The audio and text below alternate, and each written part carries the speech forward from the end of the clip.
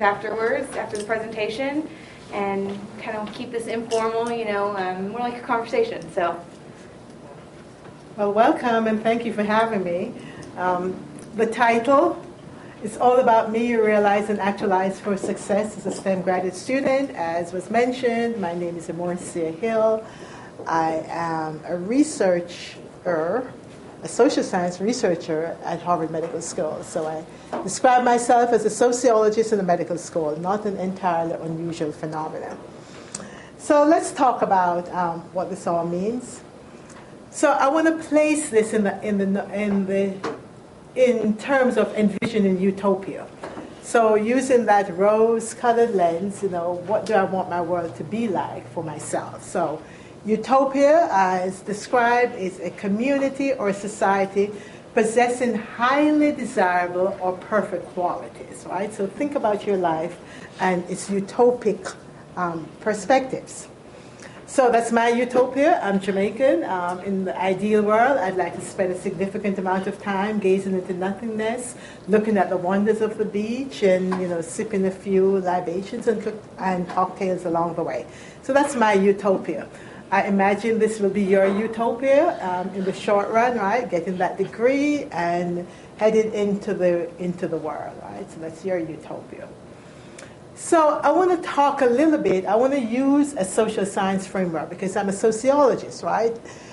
The person who I admire most is a gentleman called Eric Olin Wright. I'm his intellectual granddaughter. He talks about emancipatory social science. So I want to put us in this framework of emancipating ourselves for utopia. So Eric Olin Wright, he's a distinguished professor of sociology at Wisconsin-Madison, and he was the 103rd president of ASA. So the gentleman does have some credibility, and he's been recognized by his peers. So what does he talk about? So keep in mind for the moment, I want to take you into the social structure, because I want to take you into the individual emancipation later on. So in terms of Wright's framework, he says, emancipatory social science has three components, right? So you have to have a systemic diagnosis and critique of the world as it exists. You've got to envision viable alternatives. And you have to understand the obstacles, et cetera, related to transformation. So keep in mind, as I said, the notion of emancipatory social science, they talk about the social world versus the inner self. But I'm going to spend some time talking about us, my utopia. So I want to make it a little bit more personal. So one of the things that you need to think about as you're pondering your utopia. So as I graduate and I'm going into the real world, what is my world going to look like? Because you have to construct your utopia with the reality of the social world. So you've heard about the shifting demographic trends, right? You have heard about the workforce will increase in size, but considerably slower. The workforce composition is going to change. We have heard about the immigrants. So these are the things. The pace of technological change, you can see that. We see a lot of computers and all the digital gadgets. The path of economic globalization, right? So we're becoming more global. And as globalization takes over, it's affecting all segments of our industry. So you're not going to be immune from that as you go forward. So this is your social world. Employment trends, here are some things to consider if you're going into academia. There's an increase in adjunct positions. There's a path towards the elimination of tenure. And there are more satellite campuses globally, right? So this campus has something in Bahrain, this one has something here. I'm looking for the Harvard campus in Jamaica, yet to be established, because I'm the first in line there. And in terms of industry, right, some of the trends you're seeing is outsourcing was very popular. Now we're talking about kind of resourcing. Some of those jobs are coming back. Automation, you're seeing more robotics. I'm looking forward to a robot that will cook, clean, and wash. And the whole issue of globalization and the competitiveness. So these are things as you come of age professionally, you're going to have to be grappled with. If you're looking for job projections, I want to offer you some resources. I think you should pay attention to these as you're looking at jobs and strategize and position yourself. Employment outlook for STEM professionals is robust and moving beyond traditional occupations, you might want to look at that and see what's going on in terms of job projections. And then I want to talk now a little bit about constructing your utopia. So I want to shift away from what's going on in the real world to what's going on with you. And I want to talk a little bit about the locus of control. So my position is you have the control, right? You have the power. You unleash the power. So you are in control of your destiny, right? So that's the frame of reference. So it's really all about what you can do and how you should think about doing it. So what does it take to be successful in STEM? All right, so what kind of knowledge base do you need? So they're telling us in engineering you need math concepts, in math you need algorithms, in natural science you need theories, in the social and behavioral sciences you need a sense of history and about human behavior. So those are some of the knowledge skills that they claim you should have, right? And keep in mind that this is not intended to be exhaustive, but just to give you a flavor of what the expectations are. And this is coming out of NIH. Habits of the mind. So how should I comport myself? How should I think about myself as a scholar? If you're in engineering, systems thinking. If you're in math, conceptual thinking, logical reasoning. Natural science, generate and interpret evidence to refine explanations and model. And the social science is theoretical understanding. So those are kind of, if you're distinguishing yourself as a scholar in these areas, these are some of the skills that you should have. And for everybody, right? The basic reading, writing, communication, persistence, interpretation of statistical data, the scientific methods, and the responsibility for your own education. Again, it's all about you. And of course, not to be left out is this issue of spirituality, right? And spirituality is highly personal, right? It's what does spirituality mean for you? But spirituality is really about my inner core, myself. It's what keeps me calm. It's my peace. It's my patience. It's all of those things. It's my spiritual being. It's not my religiosity. It's my what I see myself. How do I want to be in this world? My spiritual self. So whatever that means to you, and however you construct it. But that's also important as you think about yourself as a STEM scholar and as a successful person. Just some examples of people who have been successful, right? Past inventors. Otis Boykin, Hispanic. I tried to be PC about it, so past individuals you can read. I don't have to go through it. Native American, a female engineer, recently died 2008, and an Asian American who was a pioneer in vitro fertilization. Current successful, we have all heard about Carson, Hispanic, Caffarelli, Native American, Nancy B. Jackson, past president of American Chemical Society, not to be scoffed at, and Asian American Shintang. So I'm giving you these so you can begin to think of yourself. Who do you want to emulate? Who are the pioneers? Who are the lions, the heroes and shearers that you should be thinking about? Other local eras, you probably know individuals who have got NSF Career Awards. I'm putting this up because I want you to go to the NSF website and look at the career program. It's a program for new investigators, early investigators, people who are new in their career, and there are people who are listed there. NSF PASM, that's a mentoring award.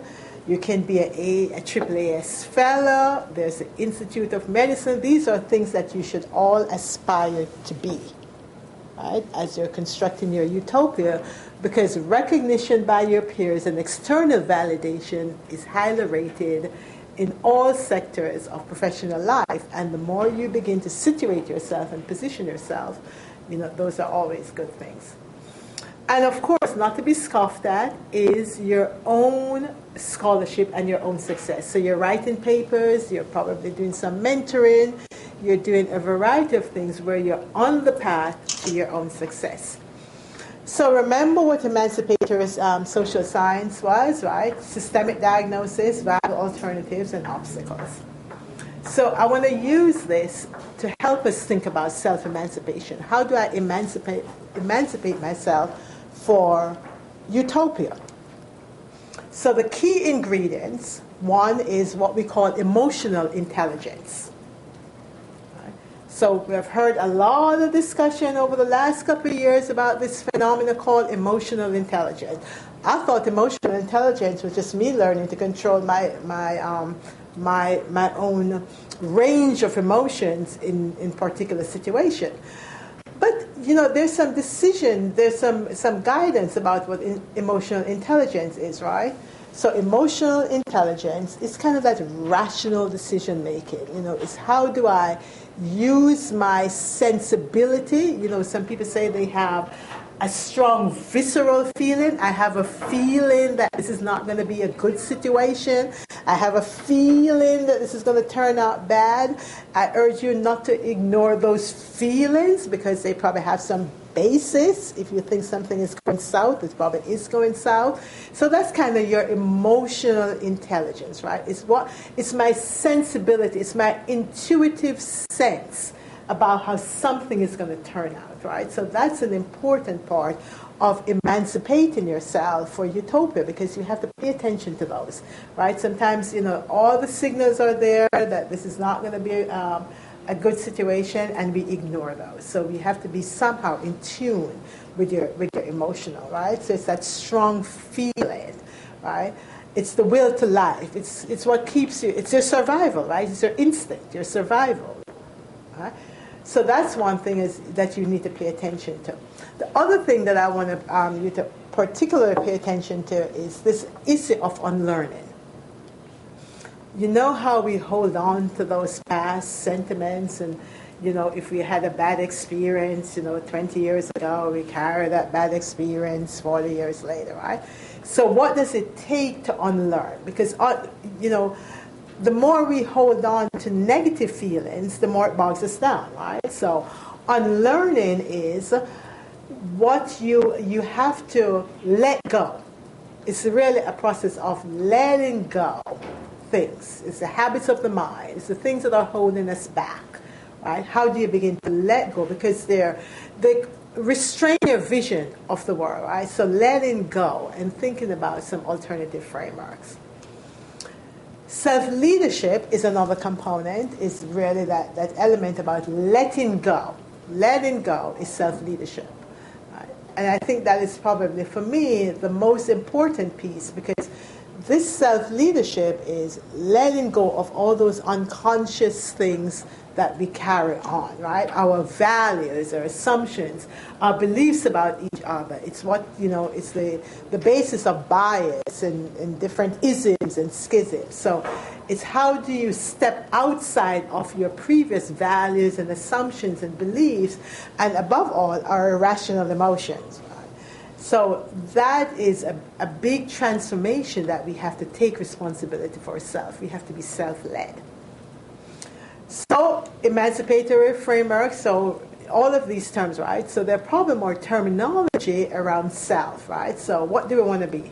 We want to be self-regulated. We want to be self-centered, self-censored, right? Which means that if our brain thinks it, we don't always have to say it, right? So somebody said, does it have to be said at this moment? Does it have to be said by me? Right? So sometimes you spout off and you can't take back the spoken word. So being self-censored is really important. Self-directed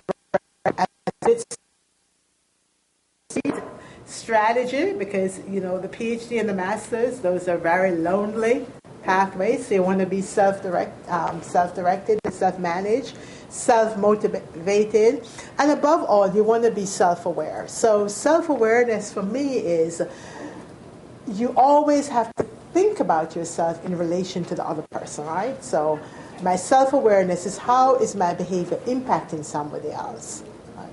So you have to be conscious.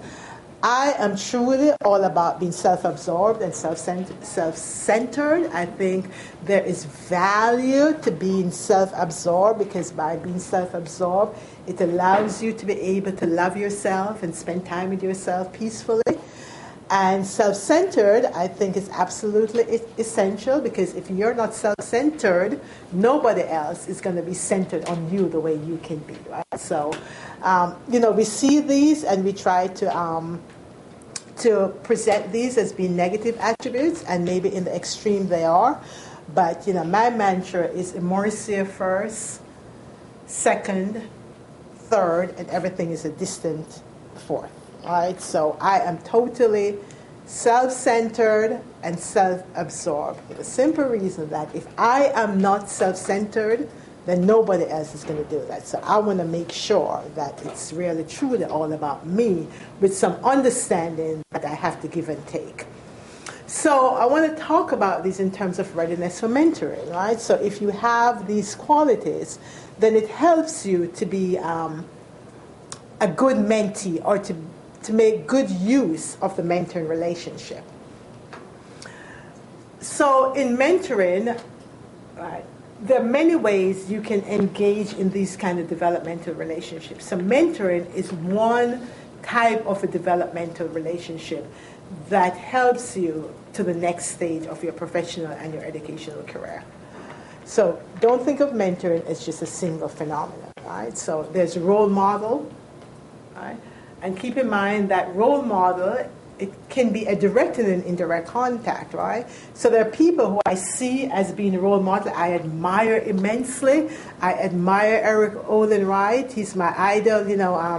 In my office, whenever my RA used to make fun of me because I'd say, "Oh, Eric Olin Wright," and I'd say, "Pull his picture up," and I'd go, "Oh, I just fawn over him," right? And she would be so amused, but he's just like this great mind, right? So for me, he's just a perfect role model. And there are people who you just fawn over and you say, "Oh, they're just the greatest," right? But what they do for you is that their life work can become yours, and their qualities that you emulate in these role models, even if you do not have direct contact with them. And of course, the thing we don't talk a lot about, but I want us to think a little bit about, is the idea of a coach. So we talk about mentors, but we don't talk about a coach. So what I want you all to do is to go find yourself a coach, right? So a coach is very different, right? So a coach deals with my performance, right? And in fact, people are being paid to be coaches, right? But you can coach each other. Right? So you can become your coaches for each other because it deals with a performance. It's very functional and it's very results oriented. So you can coach somebody in statistics, or you can coach somebody in another subject matter, or you can get some coaching, right? Because it's functional and results oriented. But we don't talk about it's very performance based. So think about that as another way to help your educational and professional aspirations, the coaching. Of course, the mentor is what we know best, right? So the mentor is generally broader in scope and purpose. It's more relational. They talk more about the relationship between you and your mentor. And it's more career-oriented. So coaching is more task-oriented, whereas mentoring is more career-oriented. And the quality of the mentoring relationship, this depends on trust, mutual learning, and respect, mutual respect, right? Because mentors, you can stay with your mentor for a very long time, right? So it's not like a one-shot situation, whereas a coach can be very short-term, very well-defined. Mentor deals with the overall professional development, and coaching might be one of their tools. A sponsor is what you should be looking for. All right? So you have a mentor, but a sponsor is a great thing, right? So the sponsor is the person who puts themselves on the line for you. So the sponsor is the person who's going to say, my graduate student is getting ready, looking for a job. I'm going to call in my chips, right? So I am going to say, you owe me big time. I want you to look at my graduate student because I think this person is the best thing since sliced bread. You're going to love him or her. He's going to change your lab. He's going to be so productive. I can guarantee you. So a sponsor puts their reputation on the line for you. And that's what you need to be doing. So you need to be impressing your advisor in such a way that that advisor can become a sponsor for you. If you're going onto your PhD program, your master's program, wherever you're headed, you want that person to put themselves on the line for you, right? So this is somebody who said, I use this was a legal website because they said in law, this is somebody who is trying to convince their partners that this person is ready for equity partnership. Right? So they're ready for prime time, and that's what you want. Right? Unfortunately, individuals in STEM or underrepresented minorities and women do not have sponsors. Right? So you have to figure out how to transfer or develop the mentoring relationship into a potential sponsorship relationship, or find somebody else in your department who can be a sponsor.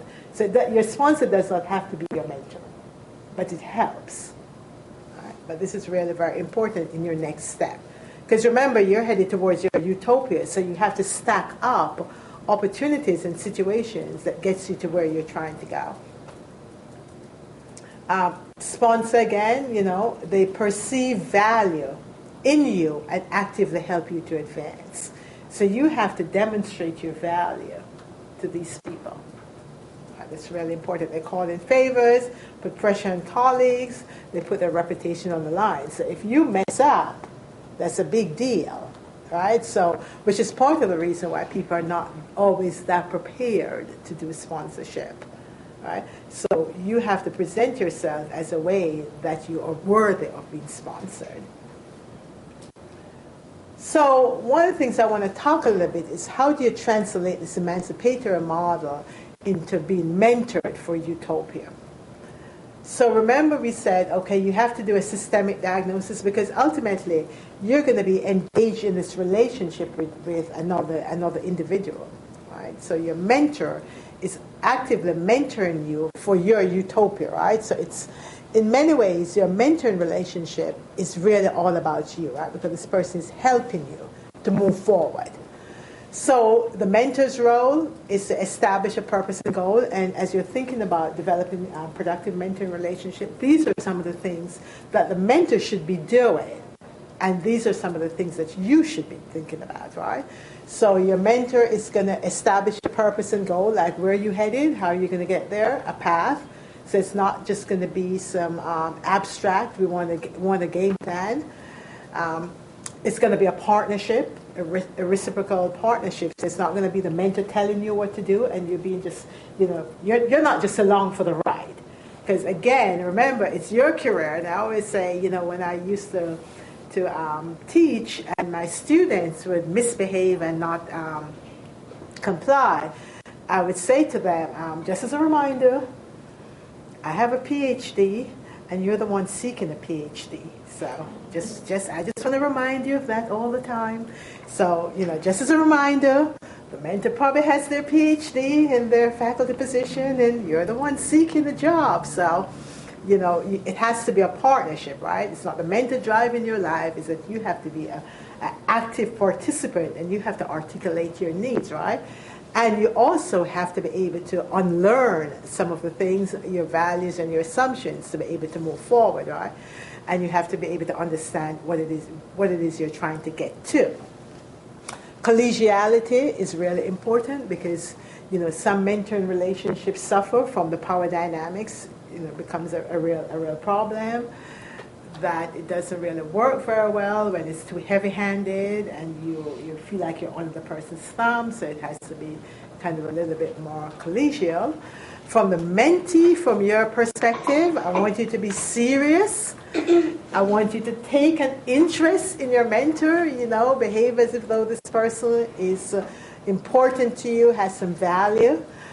And you should share your expertise with the mentor. So if you have some skills that the mentor can use, I think that's really important. But you also have to tell the mentor, give the mentor some information about who you are and what your areas of expertise are. Don't have the person guessing. Just say, I'm good at this, I'm not good at that. This is what I like to be, so share.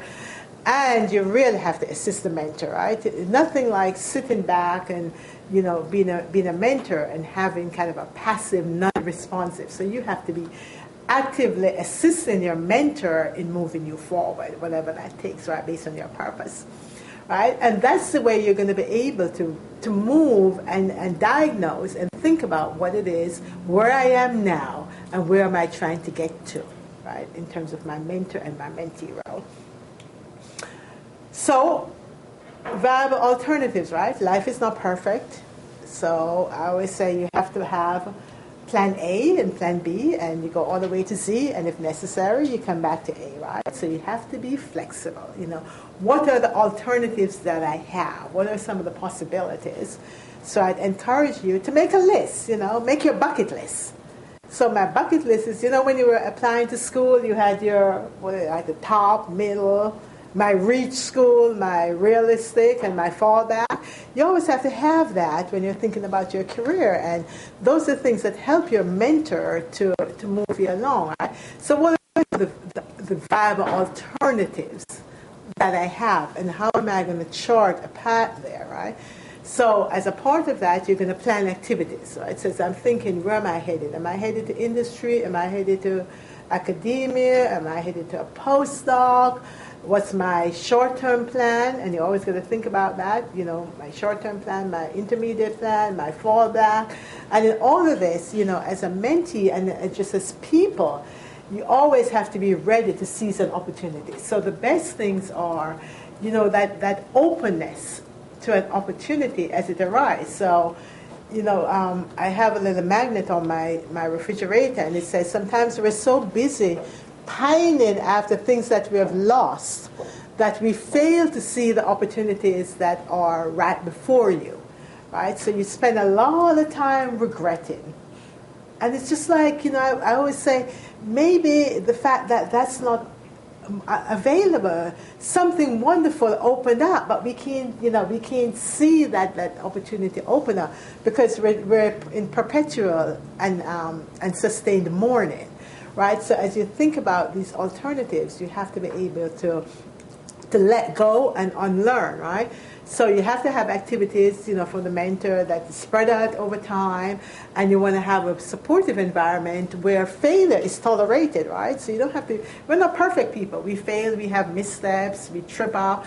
So you have to have a supportive environment where, as you're thinking about your alternatives, failing is acceptable, right? In terms of the mentee role, and notice I gave you a lot more, you have to assume responsibility for your own development, right? Remember, it's all about you. You take advantage of the opportunities provided. Sometimes we're saying, oh, this would be a great opportunity to come to Harvard in the wintertime, and you're like, no, not in the wintertime, please. It's too cold, right? But sometimes you just have to, take that deep plunge because it's an opportunity that might not come back, and it might be that opportunity that transforms your life, right? So you have to don't be in the reject, like now, don't be that 2-year-old, no. It's very hard to motivate and to keep somebody on your side when you're like, I don't think so, right? So consulting with your mentor regarding difficult decisions. I know it's not always that easy to open up, right? But some of the greatest mentoring stories I've heard are about those mentors who just do every single thing. So they're, doing the academic support, they do the psychosocial support. I've heard mentoring stories where financial aid was threatened. They did the financial aid, financial assistance stuff. The family thing, they were just like, mega mentor. So I think developing these personalized relationships so that if you're struggling, the mentor really has a good sense of why is it that you're struggling, right? So you might not be at your best performance, and the mentor is going, to the colleague, I don't know why student X is like screwing up. If you say to your mentor, this is a difficult period, then that mentor can help you transition a lot better rather than climbing up, right? I'm not saying to do the Goodyear blimp, and my Goodyear blimp is, please do not tell everybody your life story, right? And do not tell them the sordid detail of your life story, but sufficient to gain some empathy from that person who's trying to help you, right?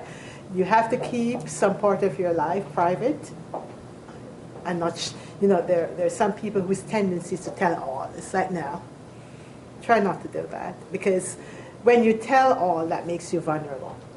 Right? Because when you tell all, they'll use it against you in a different situation. So be judicious and parsimonious in what you share. Share enough to elicit empathy, but keep back, enough that it doesn't make you vulnerable in that situation. And always provide your mentor with feedback, right? So a good mentor values feedback. How am I doing? What is it that I need? What else can I help you with? So provide some feedback. And it's not the rolling eyes, hand on the hips, kind of feedback. It's mature, it's critical assessment, because they're giving you feedback, but you also want to be able to say, give them feedback. And please, oh please, oh please, say an occasional thank you. I really appreciate it. That was a far way.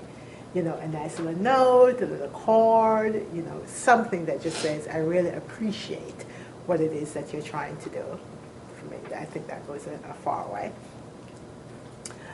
Understanding the obstacles, possibilities, and dilemmas. So one of the things we talk a lot about is, one of the things your mentor, should be doing is talking to you about life balance. Remember I talked about the spiritual side that so often gets ignored, that we forget who we are as individuals and as people. So we leave graduate school and we're like, oh, I'm no longer a graduate student, so who am I? All right? So trying to remain connected to my sense of self, my sense of who I am, my personality, my womanness, my manness, or whatever. So try to keep that as you're going, that life balance. Career progression. If you're not getting information about your career progression, you are not in a mentor relationship. Integrate your protege or your mentee into the academic culture if you're headed to academia. So what are the things about the academy that I need to be mindful of? That also includes some of the changes that are going on in the academy. The academy is a great place, but like all organizations, it has a distinct culture, right? So there's promotion and there's tenure and there's the politics and there's the junior faculty and the senior faculty. So what constitutes academic culture? You need to have a full understanding from your mentor. And the way you do that is you ask the mentor, there's this woman, she talks about the mucky muck. It's like, what is the underbelly of the academy? So you're just seeing, as a student, you're just seeing the surface, right? But you're not seeing that underbelly of what goes on in the academy. And that's also the case for industry. So any organization that you go into will have this culture that you're going to be dropped into, and you need to have some understanding and some appreciation of what that culture looks like, and your mentor is a good source. The mentor should also be teaching you networking skills, right? And networking skills is really important. So networking means, from the mentor's perspective, is a willingness to open up their network on your behalf. So this is how it should work. You have a mentor and they're in, let's say, curriculum development or something. You as a mentee should be asking the mentor, do you have other colleagues at X institution that I could talk to? Right? That's what you're looking for, right? So they should be teaching you how to network, and they should also be opening up their network to you to make those additional connections. Because it might not be your mentor who is your sponsor, it may be that other connection who becomes your sponsor. So don't think as your mentor as being a single person, but your mentor as a connected person to multiple people, right? And facilitate socialization. So the mentor should be taking you from kind of that naive professional to an expert, right? So you're going to be socialized and indoctrinated as a STEM professional. And what does that mean? So as a STEM professional, I gave you some examples of the heroes and the shearers and some outstanding STEM professionals, right, who you can emulate. So what does that mean? What does it mean to be a STEM professional? So a STEM professional, presumably, has a robust research program, You're going to publish. What else are you going to do? You might do some entrepreneurial work. You may do some work in the community. If you're in industry, you're going to be, whether industry or not, you're going to be innovating. So those are the things you start to think about. As a STEM professional, what does that look like, and how can my mentor begin to expose me or facilitate my socialization, right? So mommy and daddy socialized us, into one stage, and my mentor is going to facilitate the socialization into the professional world. Right? So that's an important piece. From the mentee role, you have to be flexible. So I've had people complain that the mentor had a family emergency, and that was a problem, So you have to be flexible and understanding when things come up with your mentor. You have to have realistic expectations. That should be a capital R. And again, please do not expect your mentor to solve all of your problems. It really does not work. They too are human. So you have to have some realistic expectations, but you have those realistic expectations because way back when you'd have established some goals and objectives and your purpose for this mentoring relationship. So never enter into a mentoring relationship without having some clarity about what is it you're expecting from the mentor, because then you may have some unrealistic expectation.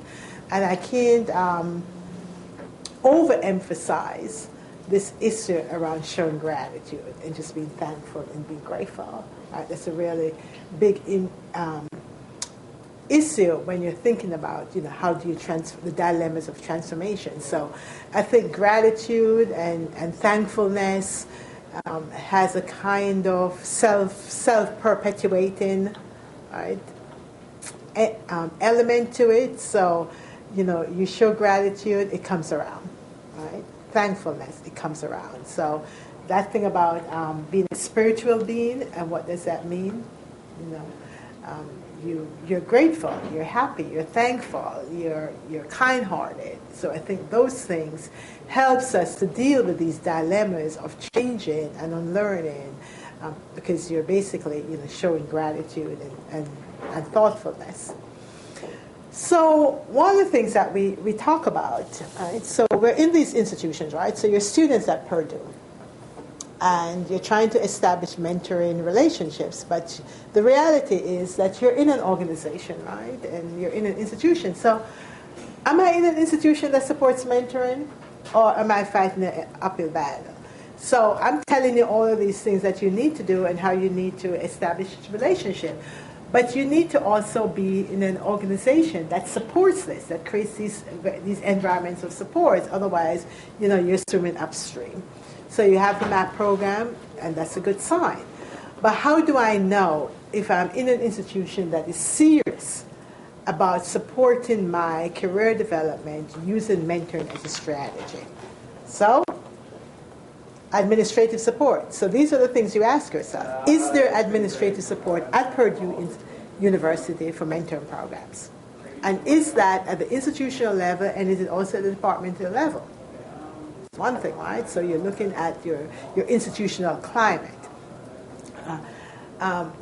Is mentoring, because mentoring is very time consuming, is mentoring included in promotion and workload documents? So do faculty get recognized for the time spent with you? We're not like easy people, right? So they're trying to groom me, to socialize me. It takes time, and it takes time away from something else. But are they being recognized for that in terms of promotion and workload? Because that's what happens if you're not going to be recognized. And why mentor? So many good faculty, I suspect, who would be great mentors, choose not to, because there's no workload and promotion documents that support this. Are there mentor training programs? Right? So am I in a climate that's saying to me, I want my mentors, I want high quality mentors. I don't want this to be shipshod or haphazard. So do they have mentor training programs, and do they provide release time, right, for mentoring? So those are things. Am I in an institution that is supportive of mentoring? And in my own institution, we offer excellence in mentoring awards and recognition. So we have a big thing, and we have a ceremony, and people who have been mentors, they are acknowledged and recognized, and that is actually included in some of the promotion activities at this point in time. So those are really important in trying to understand the kind of climate and institution you're in relative to these kind of developmental process. So it's one thing to be in a great academic institution where you have a stellar curriculum, the institution reputation is unparalleled, but can I as an individual survive in this kind of setting? Because at the end of the day, your success is costly, right? So I can graduate, I can get my PhD, and I'm like, I never want to see another academic institution. I never want to see another degree. I just want to go home and curl up, right? But if you're in a mentor-centric institution, then it has a kind of revitalizing and energizing. It compensates or offsets some of the difficulties on the academic side. Right? So you're like, but that wasn't a bad place. You felt supported. You felt like your goals were being met. You felt like my aspirations were recognized. And people were really cared about me as a person. Not just a number, not just as a woman or a male or something. I was more than a number. I was more than a graduate. I was a person in this institution. So, realize and actualize. So how do you know if you're realized and actualized? I want you all to look at your own trajectory. So your own kind of, where am I? Where am I on route to wherever I'm headed? And just keep in mind that much of life is unplanned, right? Serendipity is the best of all times. So, these opportunities show up and you grab them. Right? So you plan your career, but you plan your career with flexibility. Right? So you plan your career so that you're able to seize opportunities. Well, not seize, you're able to recognize when an opportunity opens up. Right? That is much better than the one you lost. And I'll tell a story. I had, a colleague and a friend, and he was really considered for a position. And it didn't materialize. So I said to him, he said, how do you feel about this?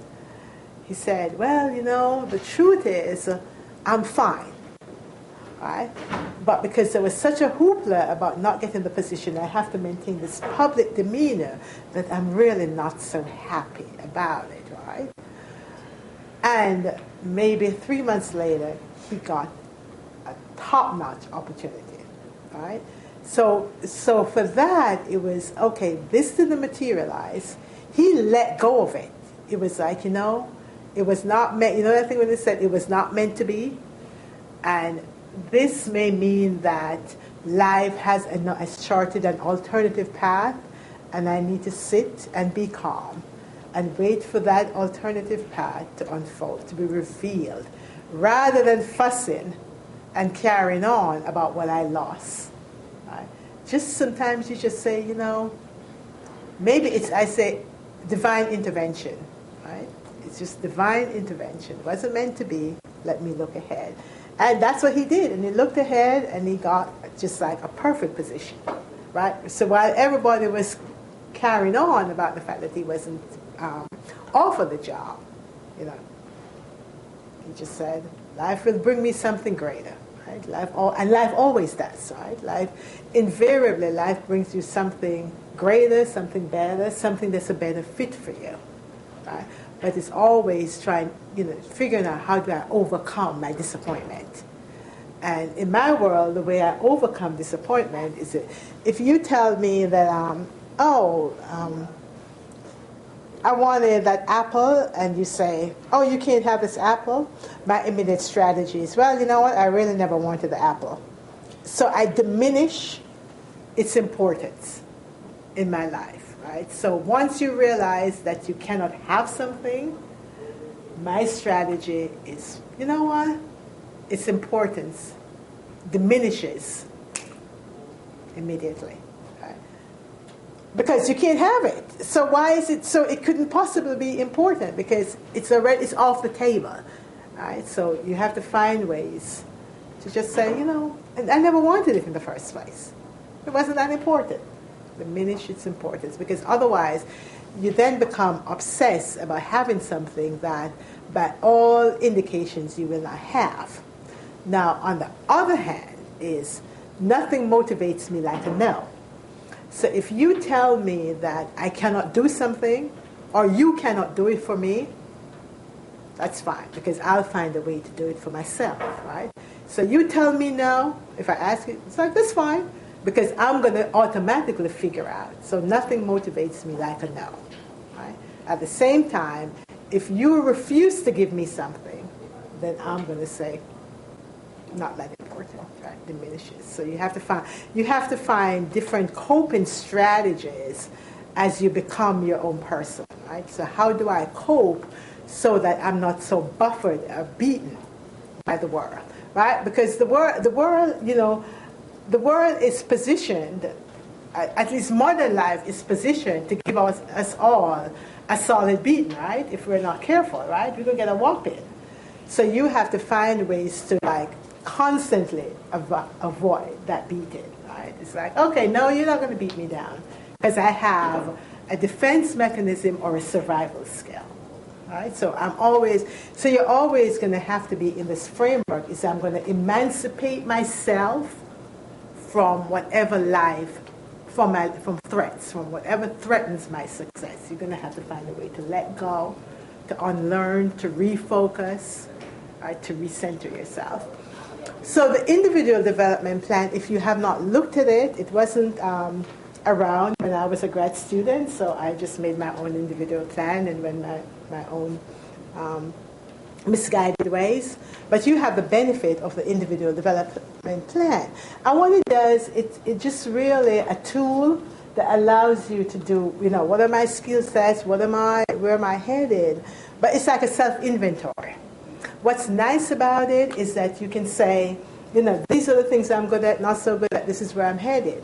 What's also nice about it, which, I shared with the other graduate students, is that I am, by training, by culture, by demeanor, I'm Jamaican.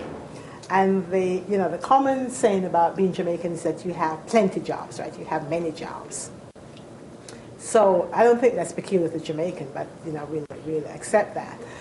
So what it means is that you always have to have what I call my day job and my night job. So my day job is Harvard, and my other job is what I do for myself, right? So it's a thing that I have said, okay, I need health insurance, I need a place to go to every day, I need that, I need the security, blah, blah, blah, blah, blah. But here is a part of my life that is totally in my control, right? I can decide how I manage this, what I do with it, how I craft it. So the locus of control for everything in that space is mine. So it balances off. So when Harvard or your main gig is not going the way you'd like it to go, in Jamaica we go and you move on to your other thing, right? You shrug your shoulder and just say you come back to that. But it's a way of balancing your life. You have something that brings you joy. It's something that you have control over. Because I think as human beings, we're always trying to find something that we can control, right? So you're bright, talented, gifted. Figure out by using your IDP whether or not, what's my main thing and what's my other thing to do. And that's a good tool to do that. And it came out of something association of experiment. It's a biology thing, but it's used a lot, right? And you'll be surprised at how many skills you have that are untapped. So I say you're prepped for excellence. You're finding your north, not your south, right? So you're self-evaluated, you're self-directed, self-monitored, self-fulfilled, you're self-appraised, right? So you're going to use the IDP to prep yourself for excellence, right? So you have a tool, and you should revisit this, right? Because remember, you are developing as individuals and as professionals, right? So your skill set changes and your understanding of what is possible changes. So that the IDPs are really good. So you're perfect for excellence. So you're finding your north. I want to say you want to also avoid your south and your possible fates. If you're not a nice mentee, is you can be unmentored. Right? Nobody wants to touch you with a 40-foot pole. Right? You're just unmentorable. Right? You don't want that because you want the benefit of the experts of your more advanced colleagues. You can be dementored. You ever heard about those mentor relationships that just, it's like, I'm done with you? Dementored. All right? Or you can be truly tormented. Right? And tormented, you've been in these relationships where you cannot escape. Right? Because they're not the best situation for you, and you can be tormented in your advising relationships. So these are things that are some other fates, right? Most of us probably feel more tormented, right, in these situations where it's like, no, that's not what I want to do, right? But you wanna make sure, as you think about how you as an individual will be in a mentoring relationship, that you are not subjected to those possible fates. So I said before, the locus of control is all about me, right? It's what I can do. You have the power. So what I want you to do is to unleash the power of your intellect. You would not be at Purdue if you were slackers, I don't think, right? So, you have to celebrate yourself, right? So I'm bright, I'm talented, I'm at Purdue, right? So immediately you have to think of yourself as being accomplished. So I'm accomplished by virtue of the institution that selected me to be a part of their student body. Right? So that in and of itself is already an accomplishment. Right? You're positioning yourself to be in that elite group. Right? So how many people have masters or PhDs? Right? So think about that. So you're already successful. So you've already demonstrated the power of your intellect, your academic prowess, right? So what you have to do is, as you're in STEM, you're in the sciences, you're headed to academia, industry, or somewhere else, I gave you a list of some of the habits of the mind and some of the skills that you need. Those are the skills you need to hone into. Dogged determination. Right? So it's like, you're just like constantly fighting. Right? You're not going to hold me back. When I was in graduate school at Boston College, that was before they were, I would say, during their less enlightened period, when they just had, just struggles around graduating people. And my mantra was, I crossed salt water to come to Boston College to get a PhD, and I'm not leaving without it. Right? So I had to come over the ocean, salt water, not fresh water, to come to Boston College to get a PhD, and I do not plan to leave without it. So, that was just it. It was like, y'all can do whatever you think you need to do, but crossing salt water is a big deal. This was not a land trip. I did not come by land, right? So, and I'm not leaving without it. So let's just get that very clear. So I think, and I'm not suggesting that this is a strategy, that when I left the Boston College, the whole institution erupted in joy that I was gone. I think from the president's office to the janitor's office, they were like, finally she's out of here, right? But that was dogged determination. It's like, nothing you will do will stand in the way of this PhD. It is my destiny. It was my plan. This is what I came here to do. So you can put up whatever obstacles, that's fine.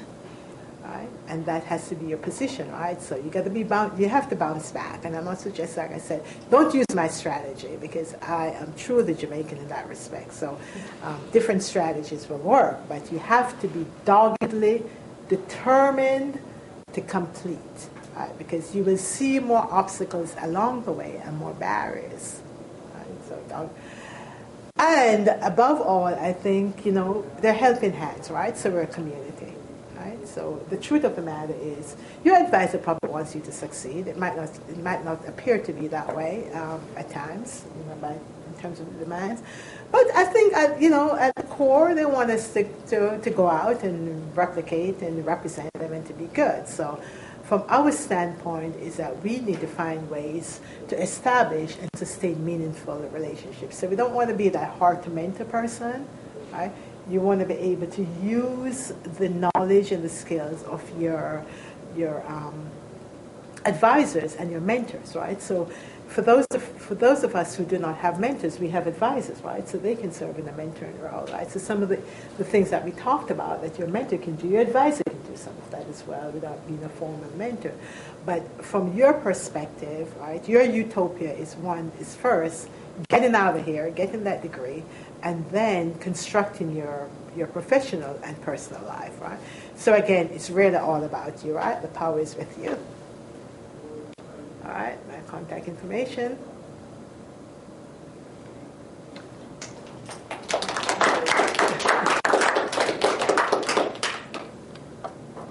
Thank you so much, Dr. Hill. Does anybody have any questions? Comments, thoughts?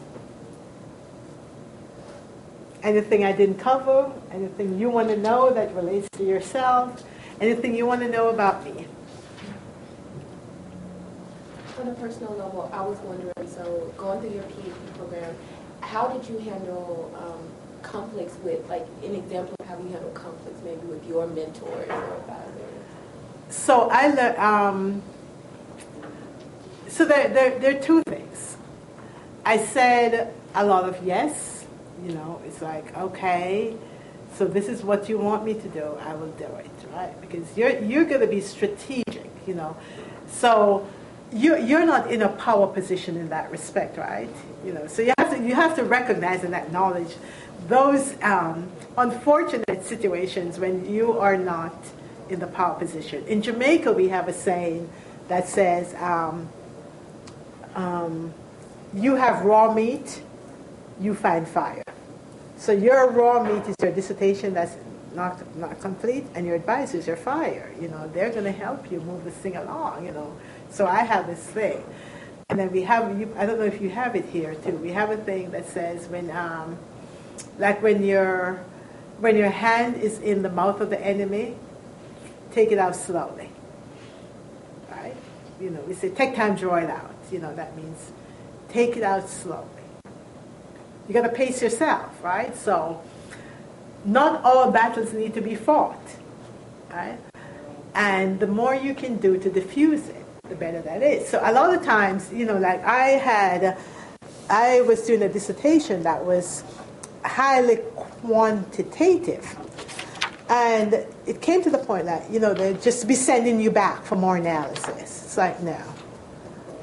But after a time, you have to draw a line in the sand, and just say, no, I think I've done enough analysis, right? So conflict is, you have to figure out how to make it not conflict, right? And not everything that looks like conflict is conflict as well, right? So don't treat everything as conflict. So I think that's the first lesson. Don't treat it necessarily as conflict. And the more you can just have a conversation that is tempered and measured, it's, so a lot of times I would say, and even now I do it, I just need to clarify, so there are just some keywords you use. I just want to clarify, I want to understand, it appears that, right? You got to diffuse, that thing. Because unless you're prepared to change your advisor, which happens, then you're just going to set up this ugly situation that you're stuck with, right? So you almost have to be, accept that you're in the less powerful position. Just find language. Nice language that mommy and daddy taught us. It's like, I just want to understand, it's always, I want to understand what's going on. I just want to clarify. I want to make sure we're on the same page. You said that, this is my interpretation, am I correct? Right? Because you always have to, that self-awareness thing, right? You got to check yourself, right? Is it that I misread the cues, or is this really what you meant? And then always, I'm trying to understand because I want to move my dissertation forward. That's your ending thing, right? I want to move this, I don't want to be stalled. I'm trying to get out of here. I need your help, right? I'm grateful for everything you're doing, most of the time, right? But you always have to use language. You have to use your words. So use your words more than your expression or your body language, right? So you go in and I'm thankful, right? So use words and use words, right? Which is what I had to do. I had to just say to my advisor, no, it's your responsibility to get me out of here. And, this feels like I'm never going to graduate, And I'd say to my advisor, your responsibility to me is to make sure that I do not write anything nonsensical in this document that's going to become public. So you're telling me to add things, but I'm more concerned that what's already written is nonsensical. So I really need your help and your expertise. So, until you have taken your hand out of their mouth, use your words well. And you always use nice words, because conflict only becomes conflict and remain conflict if you actively participate in it. Right? Because very few battles are one-sided battles, right? There are lots of people who spend a tremendous amount of time fighting with themselves, but they're trying to engage you in the battle now. Right? Make that conflict go away fast. And with that conflict, then you take off 2 days off of your graduation time. It's like, I just need to get out of here. I need to get this thing done. So use that conflict to motivate you. Because it was like, I don't want to spend my life fighting with these people about this thing. So it's like, okay, this is becoming a problem. I'm going to use that as a motivating strategy because you want to get to a peaceful place. You want to get to your utopia. Right? Words. Yeah. Other comments, questions? Thoughts? I really appreciate your perspective for us because not that many people talk to graduate students about these things and how important they are for our career. Yes. Thank you. Thanks. Yeah. Because you're the next innovators, you're the next entrepreneurs, you're the next people who are going to solve some of these knotty issues. The other thing too, because it's more about mentoring, is, trying to think about this world that you're coming into, where it's all about interdisciplinary science, collaboration, network. We're doing some work in our office where we're talking about building your network, and how do people who have big networks and lots of connections tend to be more productive. So you have to start thinking of yourself as being colleagues, and finding ways to work together, support each other. That coaching stuff, you can do it among yourself. So team science, big data, that's your world. Your world is not my world.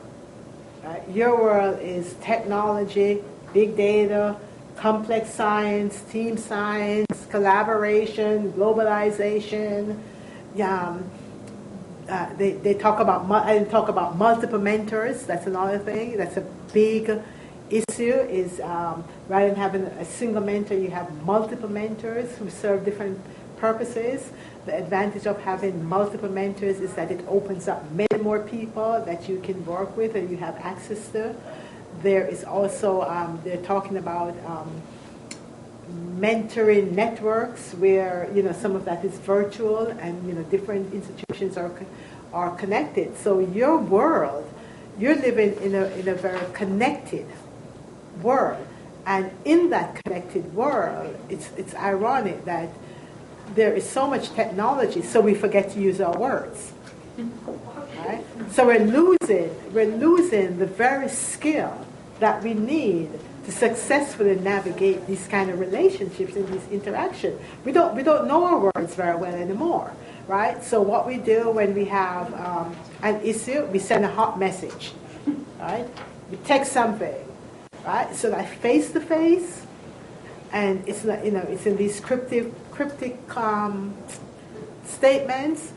So your inner world where networking and collaboration and interdisciplinary is important, but we have no idea how to communicate with each other.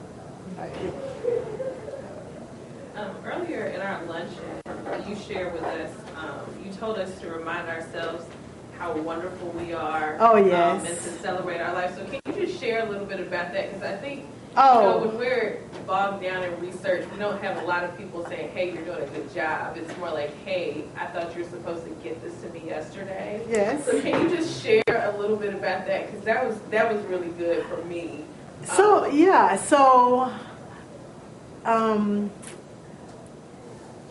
Maybe it's a function of getting older, which definitely has multiple advantages and a whole ton of disadvantages, like, why does that part of my body not work the way it used to? But, when life was perfect and you were a child and just everybody loved and adored you and you were, I used to say, I grew up in the islands, so it was very much a community.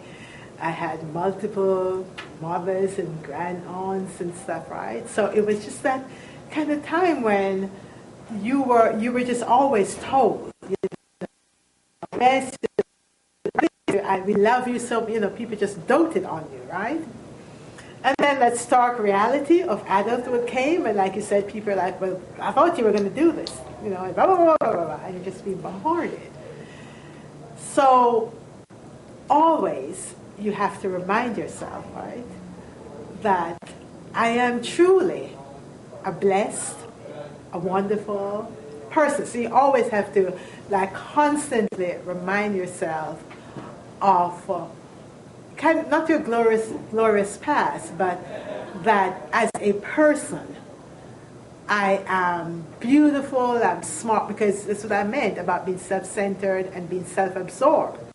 It has value because it keeps you centered. When everybody is telling you other, then that does that.